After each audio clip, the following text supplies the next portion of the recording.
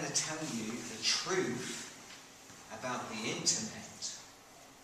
I'm not going to tell you what to do with the internet. I'm not going to tell you what to make with the internet. I'm going to tell you the truth about the internet. But before we begin, I'm going to tell you why I can tell you that. Back in 1999,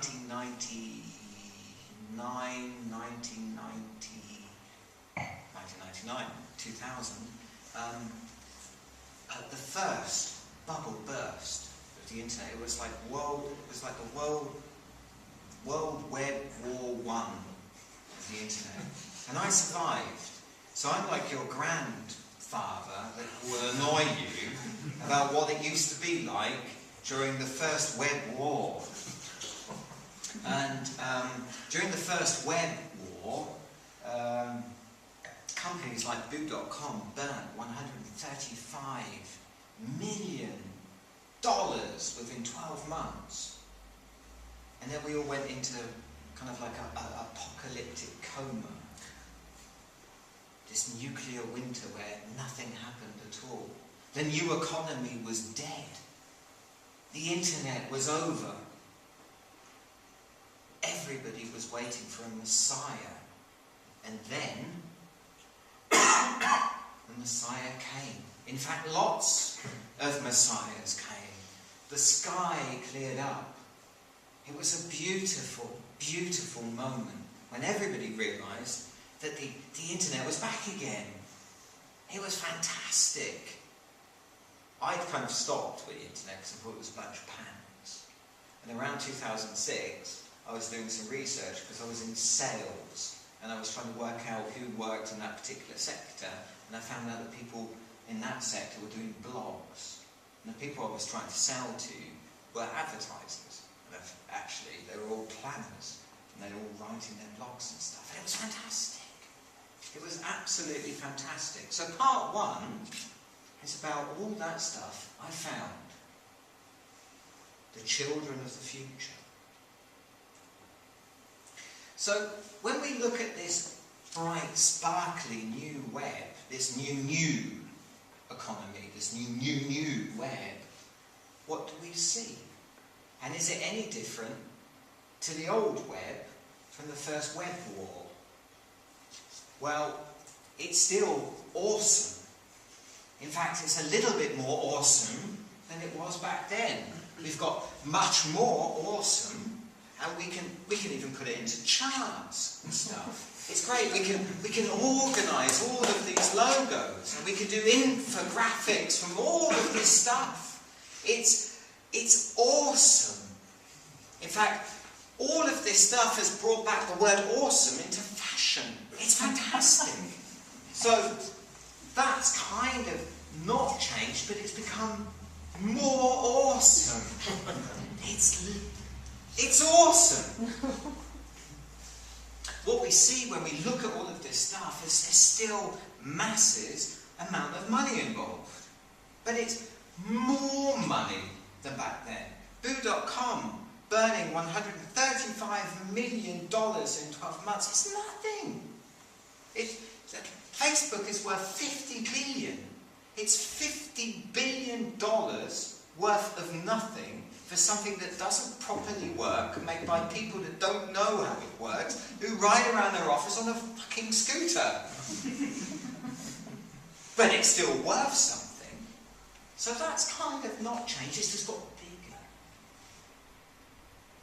I'm going through this really fast. I'm supposed to do half an hour, and I'm realising this is going to take about 5 minutes. But if you have any questions... Q&A afterwards, please. This is kind of like an interactive thing, so if you just plug it out here, we can... What we see is unicorns. We didn't have that back then. We didn't have singing unicorns. That's completely new. In fact, that's the only really new thing that we have.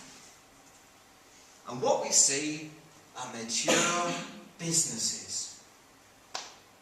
We've got businesses in this new web that are mature. well, that's what we think they are. We think they're mature businesses. A Facebook is a mature thing, isn't it? Or a YouTube, that's really old.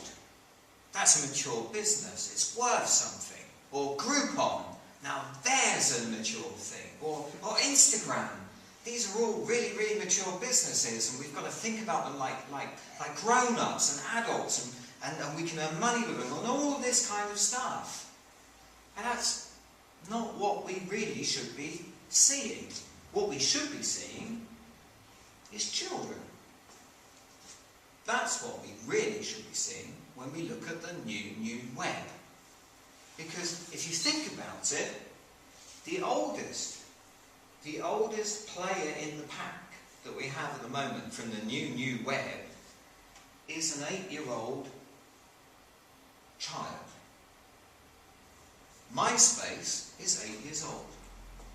It's a grumpy old child of 8 years old that nobody likes anymore. Nobody wants to play with MySpace anymore. Nobody loves MySpace anymore. It's an 8-year-old child. She's about that big. Twitter is a 5-year-old child.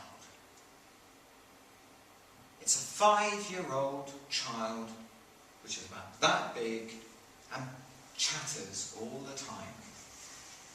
Won't shut up. Really annoying. Keeps asking what you're doing.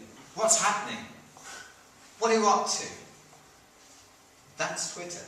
5 years old. Sing used to be called OpenBC.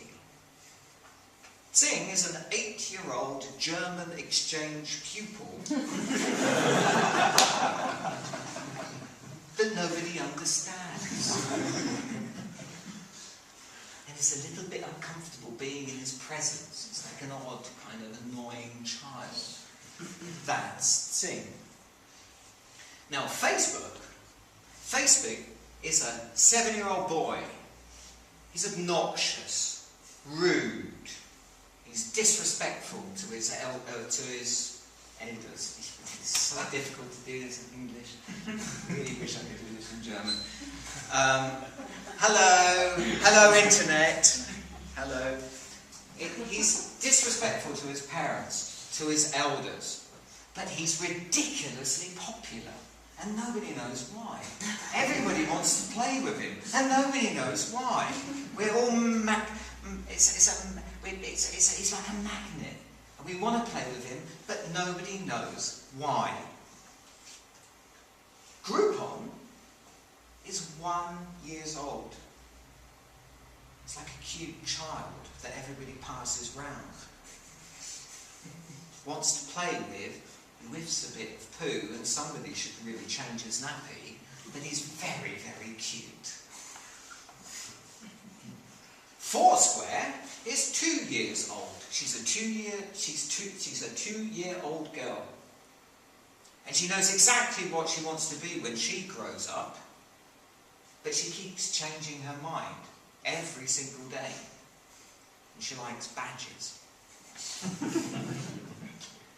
YouTube is only 6 years old, but she's kind of older than her years. And that's something that grown-ups kind of find difficult. You know, like the grown-up TV is a little bit uncomfortable with YouTube and kind of doesn't take her seriously, but she kind of talks sense, but she's still a child. She's still only 6 years old.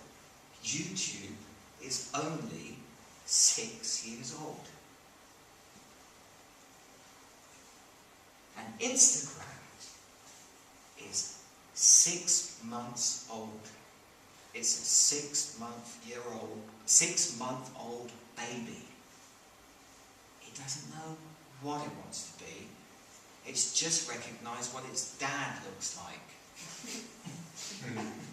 It can't even stand up. That is apparently the future of marketing, advertising and business. If you work in marketing and advertising and business consultancy, you are all running around and saying, these children are the future of business. They are children. That's fine. That's okay. But they are still children.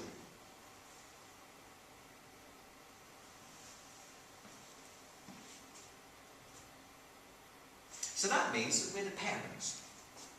Okay? So that's part 2. I'm going to get really walk through this.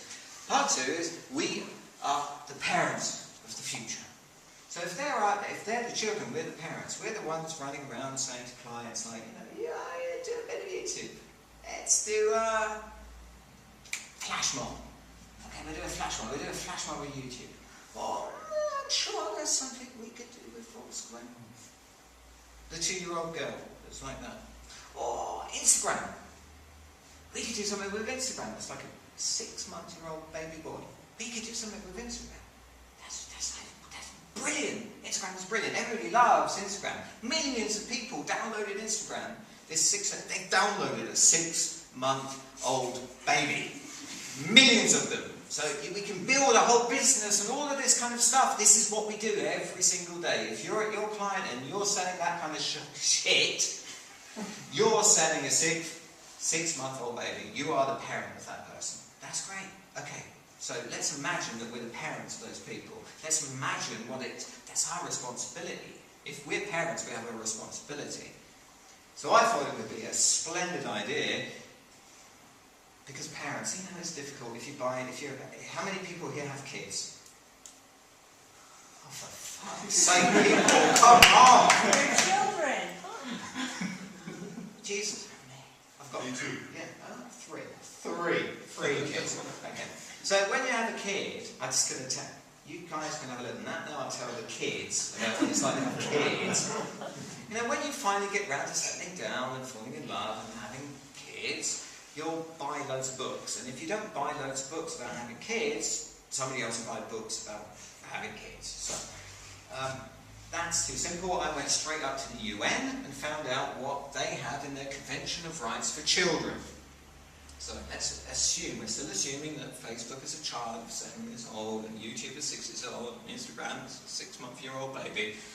That's what they say in their conventions for children about children. These are the basic rights of children.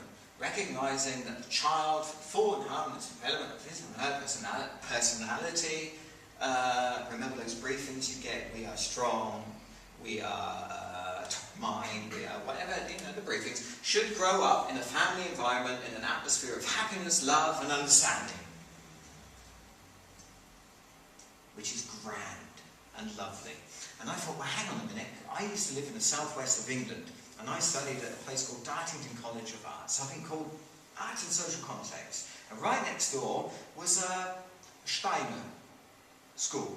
And I do believe he came from Austria, I think. And this is what he has to say. So this is what everybody in a Waldorfschule should be doing, learning, parents and teachers and things. Accept the child with reverence. Educate them with love and send them forth in freedom. Okay? That's what we should be doing. So that's kind of what we should be doing with YouTube, Instagram, Groupon, Facebook. That's what we should be doing with them. That kind of means that we should be looking like this. We should be hippie parents. We should be kind of letting them grow. Facebook should be able to spell its name in I would me. That's the kind of thing that should be happening in our business. If you're in marketing, advertising and business consultancy, that's what we should be doing. Yeah? Okay, that's what we should be telling our clients. When the client says to us, no, we've got this KPI of we'd like 20,000 fans this month. No, we should let Facebook do I would me, spell its name and stuff like that. We should be like this. That's what we should be like. We should be loving, caring and a little bit hippie. What we actually are is this. Joachim, Germany's sing expert #1. Or we are Darren crows. Or we are Brian. The man, actually, who did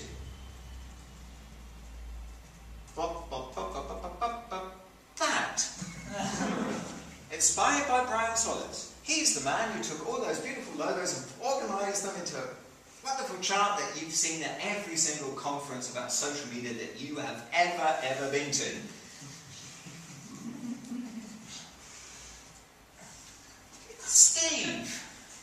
Steve Rubel. Hello, Steve. Scotty. It's David Armano.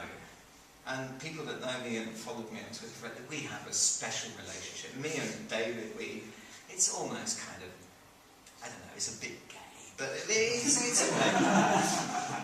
And then there's me. I've been doing it too.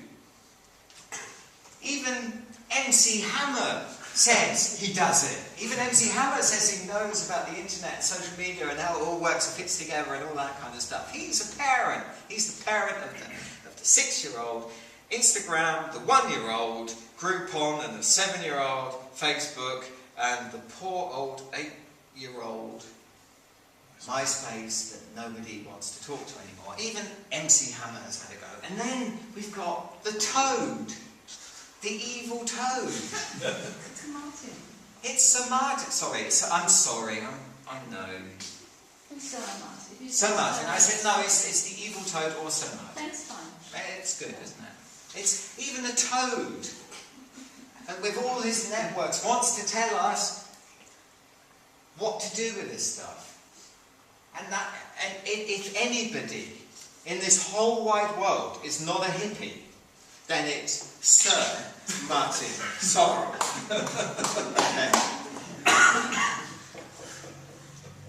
So what I'm saying is, with all this, the truth about the internet is that Facebook and these children, there are millions more. All this stuff in the internet is just basically kids. It's kids trying to learn what to do, trying to do something, little things. It's like little things. They're trying to learn what to do to grow. And if we were parents, like Waldorf Steiner parents, then this is what Facebook and YouTube and Instagram and Groupon and MySpace. Imagine MySpace. She'd be happy here. She'd be in a happy space. This is what they'd look like. Wearing flowers in her hair, playing a recorder and spelling their name with their bodies. But what we actually have is this. A beauty contest. Projection. That's what we are doing. That's what we're doing if you're marketing, advertising, business consultancy. That's what we're doing. We're projecting ourselves, all our hopes, our fears, our worries, our corporate structure, our shareholders, our visions of the future, all the things we fucked up onto these children in the hope that something will stick and they may grow up eventually to be what we want them to be. Sorry, German, es ist pädagogisch.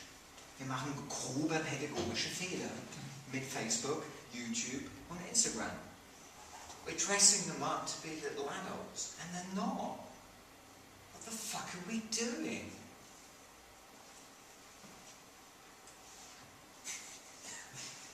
What the fuck is this? It just looks wrong. It's not a child.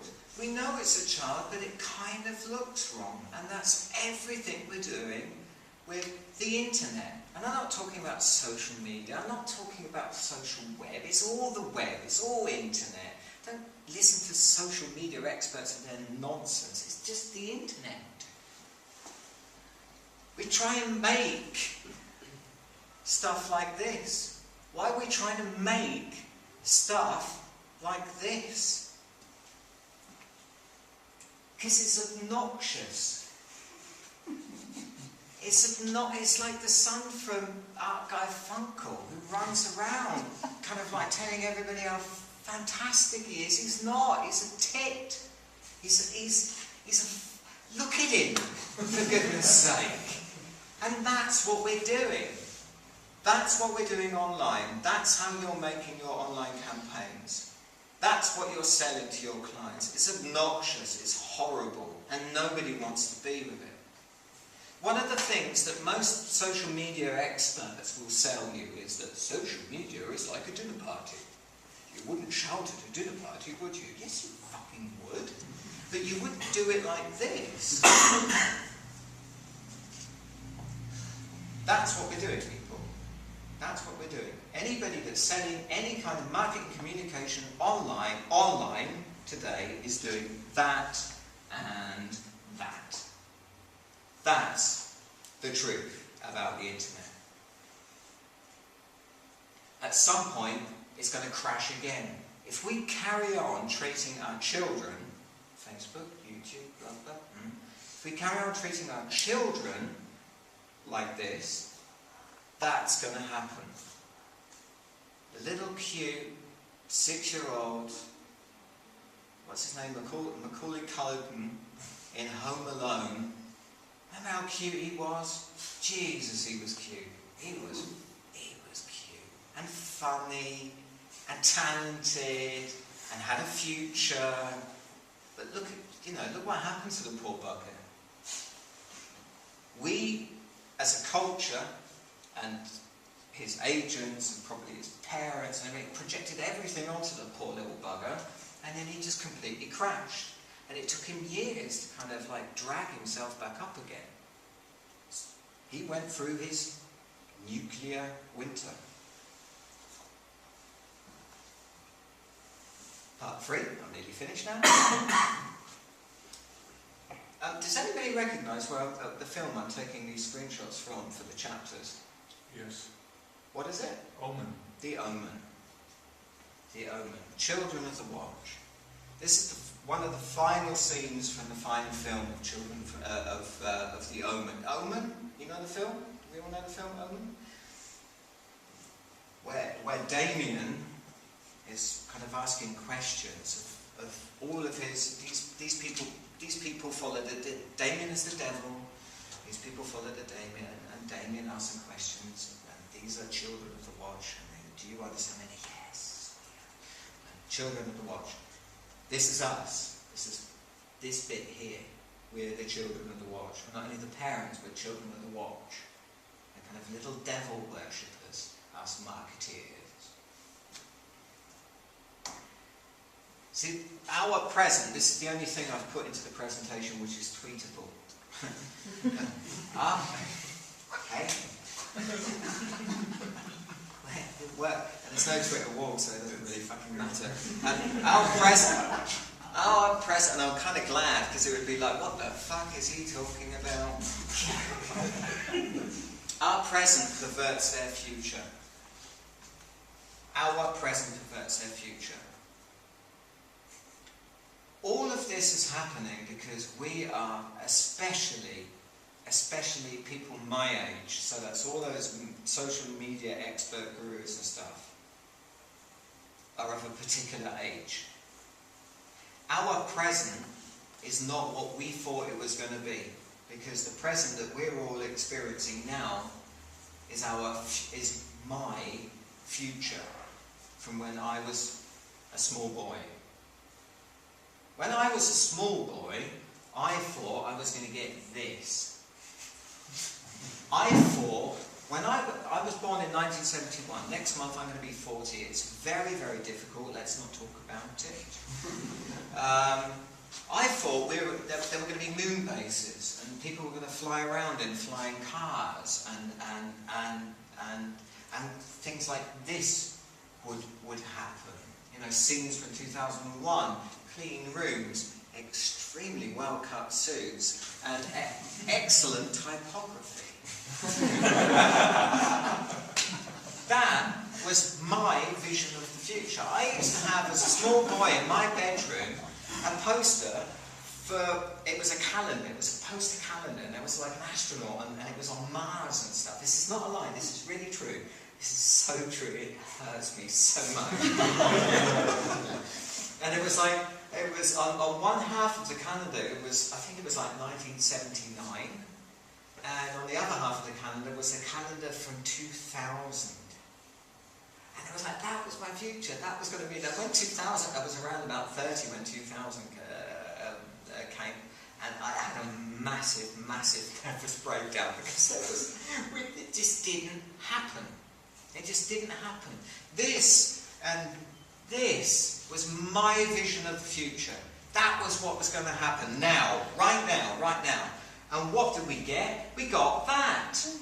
That's it. That's the future. I could put an apple here as well, but my dream of the future was a moon base, and what I got was a fucking search engine. That's so disappointing. So when people my age, and you know, most of the people my age are in positions where they can't decide what things are going to be, and you know, I fucked up, so I don't really decide what things are going to be. They kind of imagine the future in pretty much the same way as a future lost. So this is a brand new video. This came out last week from Syzygy or whatever the agency's called. Syzygy, thank you. About what the future of television might be like. And that's basically a scene out of 2001: A Space Odyssey. That's not new. You know, Ridley Scott was doing this 20 years ago. Last week, people were kind of, one of the major trends on Twitter was Skynet's going to take over. You know, at 12 o'clock tonight, Skynet takes over. Again, a whole group of people hugely disappointed that the future didn't happen. But when we imagine the future, it's our lost future. It's our lost future. And that's what we project onto the internet of now. Because the internet of now is kind of like, we've got this whole kind of, it all links into everything, social, I'm checking it. It's really, really exciting. I'm talking about little children. You know, Instagram is 6 months old. Checking in, and we can take a look at a photo, and it's like super, we can brand that and make money from it. And where's the model? It's mature. But it's not, it's a child, and we're projecting a future that middle-aged men, basically it's middle-aged men, girls don't do this kind of shit, but middle-aged men have lost. It didn't happen. It didn't come true. So how do we deal with this? Because I know in a presentation I'm supposed to kind of like say, this is what you're going to do, but I'm not going to tell you what to do. And there's two possible paths, two short paths. I used to have an American, I'm talking very fast, aren't I? I used to have an American boss who said, Marcus, you've got two short paths. You can either go this way or this way. We've got two short paths. We can either carry on doing what we are doing now, which is this. Hello, Amir, you still owe me a beer. We can still carry on doing this, which is basically pressing the present and our lost futures and a universe a long, long time ago into the present, in the hope that it might guide the future. That's what this is. This is marketing people, advertisers and clients. I mean, it's Big W, for God's sake. When was the last time they did anything? This was the last time they did anything halfway innovative. And it's not. I fucking hate this. Because they're just projecting. This is nothing more than a small child being made up to look like a grown-up woman. This is Willow Smith. And we can carry on doing that, and that'll be fine. But we'll go through another nuclear winter. The whole thing will crash. The whole thing will crash. Or we can kind of just get down on the floor, on the carpet, with all these, with the Lego and with these children, and start trying, for God's sake, people, try to understand how all of this works. And start seeing it through the eyes of these small children. And just let them get on with it. Because the truth about the internet is it's the Peter Pan of the medium world. It never gets old. The internet never grows up. The internet lives in Neverland. The only thing that gets old is us, the people that try and sell with it. So we've got to try and learn how to look through MySpace, Facebook, Instagram's growing up a bit, all of a sudden, Groupon. That's the truth about the internet. Next slide. Thank you.